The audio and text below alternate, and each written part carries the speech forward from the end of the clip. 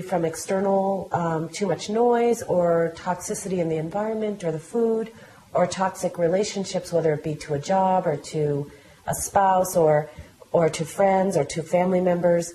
I find that this layer of stress keeps us from really acknowledging our inner wisdom.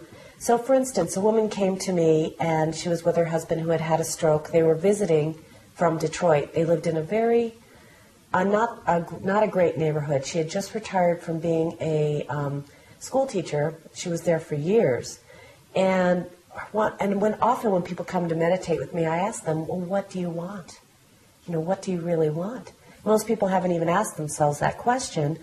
And I said, well, if you dared to dream, what would you want? She goes, I want to live in Sedona. And I said, well, why wouldn't you be able to do that? She said, well, I can't sell my house. It's not worth anything. We owe more than what its value is, and I can't leave Detroit. And over maybe 3 to 6 months after she learned to meditate, she could see where her mind was actually the obstacle to possibilities occurring. So I just have to report a year or two later, she's living here in Sedona, happily with her husband, not even a second thought about did she do the right thing. Mm-hmm. You know, so it can happen. It can happen it where... worked itself out. The creative energy can flow if you have yourself unblocked enough to be a clear, I don't want to use the word channel, but conduit for information for your own essence. Yes, and what is our own essence? Our own essence, you know, we call it, when we are meditating, we turn our attention inward. We escape the world of form and phenomenon and turn our attention inward. And we're not looking for a particular experience while we meditate. We are literally just doing it to purify the nervous system. And when we do it, we go to subtler and subtler levels of the thinking process until we bump into the one who's having the thought, the presence, and the qualities of our presence. Each one of us has these qualities of creativity and silence and perfection and bliss and infinite organizing power. And right action for the moment. Spontaneous right action is one of the major access. That's what we can access when we start having meditation be part of our lives. Mm-hmm. So that when we are not exactly sure of which way to take, you know, go left or right at a certain fork in the road, when we meditate, we have access to the spontaneous right action. And we don't have to question it. We don't have to overthink it. We don't have to sleep on it. We literally know because it's almost like it's our yoga. And meditation comes from the yoga tradition. And yoga means the union of mind and body and spirit and environment. And it means that when we think something, when we feel it and think it and say it and do it, and they're all in alignment, that's yoga. And spontaneous right action is from that yoga. And the thing about that that I find so beautiful is once the mind has been disciplined to be able to go into the more quiet state to allow this nervous system response and so forth, then you don't have to be in a state of meditation to have this knowing anymore. Right. There is just a sense of knowing. Exactly. It's actually, that's again the yoga. It's literally creating an immersion into these qualities and then bringing it out into our waking state. That's actually, you know, we use the analogy oftentimes when you look at a rug, and when people are dyeing the yarn for the rug, they put the yarn into this big vat of dye, and especially in the Middle East where I've watched them do it, they take the dye, the yarn that's been dyed, and they lay it out on the ground, and the sun fades the qualities of the dye out, and they go over and over and keep on doing that. And what happens is eventually the qualities of the dye are completely infused into this yarn. And that's the same thing that happens when we meditate regularly, is the quality or the qualities of our soul are now infused in our day-to-day life. Mm-hmm. And you did say the word practice. It's literally a training of the awareness to turn the attention inward. Because if you notice the way the body's designed, it's designed to sort of decode the world out there.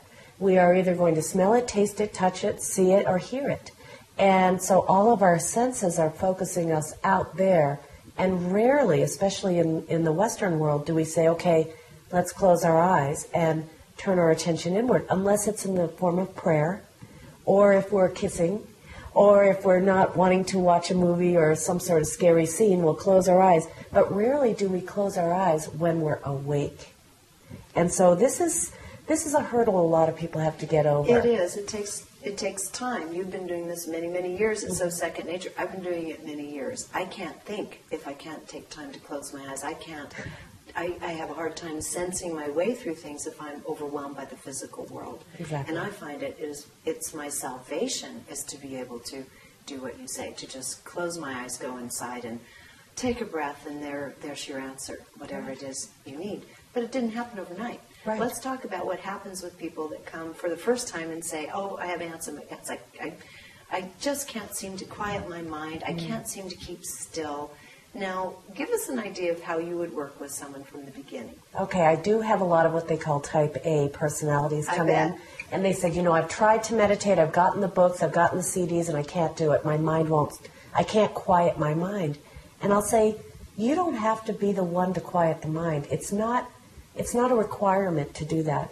Meditation is made up of two things. It's made up of your attention and a focus of your attention.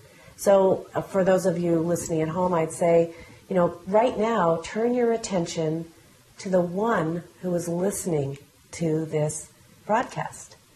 Turn your attention to the one who is listening or watching. And there's a presence there. And this presence is the real you.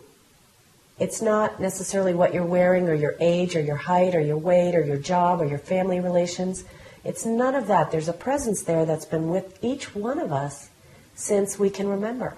And, this presence, some of the qualities are silence and balance and perfection and bliss and happiness and wholeness. And so when we turn our attention inward, we start to access that. But so when people say, I can't quiet the mind, I say, okay, let's use your awareness and focus on something. Now, some people focus on their breath. That's using the inner, subtle experience of sound, if you listen to your breath, or the subtle experience of touch or feel, because you can feel the breath. You're not touching something out there. You're not listening to something out there, but you're literally sort of listening in your mind's ear and feeling inside. It's like if you brought your attention right now to your left foot, it's been there all along, but that's the subtle change of awareness. So we're using a very easy, subtle change of awareness, and we'll use a focus. Now, some people use the breath. Some people use a mantra. Mantras are from every tradition. I like to use a basic mantra. We've all heard the word Om. Om now has a meaning. They say it's the sound of the universe expanding. So that could be a mantra. Sometimes I use the mantra where I think the sound so on the inhale, and I think the sound hum on the exhale. And this mantra doesn't mean anything, but it's literally the linguistic representation of the breath. Mm-hmm. So we can think that, and every time we go, oh gosh, now I have to think about what I'm going to have for lunch, or what I'm going to do tomorrow at work, or what I'm going to wear at this meeting I'm having, every time the attention drifts away from the focus in meditation, we just simply and easily bring our attention back to it without getting angry at ourselves, without thinking we're doing it wrong.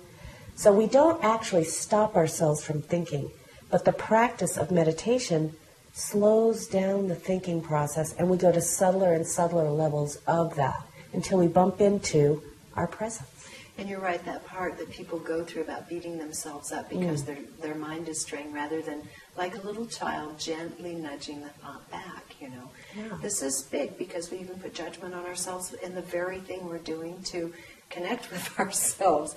Yeah, and thoughts are a part of meditation. There is no way to stop thinking by thinking about it. Right. It's impossible. The nature of the mind is to think, just like the nature of the eye is to see. So that's just what's going on here. It's just the nature of the mind.